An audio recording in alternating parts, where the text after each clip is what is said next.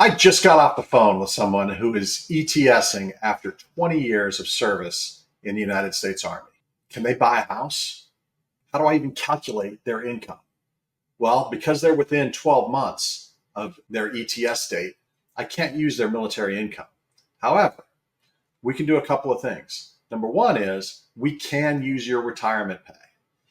So if you're retiring from the military after 20 plus years of service, we know what that calculation is with the high three and all the different parts of that. So we can use what's going to be your projected retirement income as income. But let's say maybe that doesn't qualify you for the house that you really want. The next thing I'm going to need is potentially a job offer. So as you're nearing your ETS date, you should be out there searching for jobs and go find that job that you think is going to be what works for you and what your next career is going to be. Typically, we want that to kind of tie into your military experience. So a lot of times, people will go from a 20-year military career and then they'll go, to let's say Huntsville, Alabama, where there's about a gazillion different military contractors there. So if you're going there, obviously there's a tie between your military service and what your civilian job will be, and then you'll have a start date.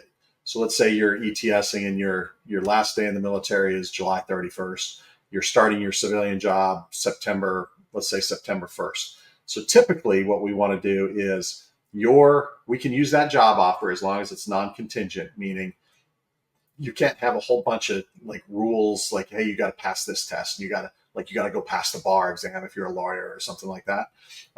But simple stuff like, oh, you got to have a drug test, or you got to sign the I-9 form, or whatever it is. As long as there's no contingencies in your job offer, we can use that job offer. What we're typically looking for is for your start date to be around when that first payment is. So we can close about 60 days or so before your job offer and actually use that income as qualifying income.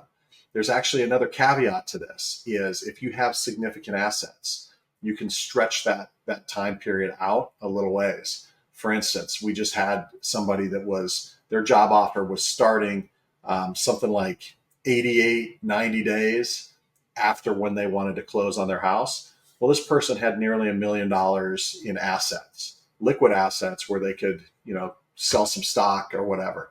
In a case like that, the VA says, you know what, if you've got the assets to cover your monthly mortgage payment during that period of time between the closing of your house and when your job offer starts, you're going to be okay. And we can use that income and we can use those assets to cover that difference over the course of a couple of months. So yes, you can buy a house as you're getting out of the military.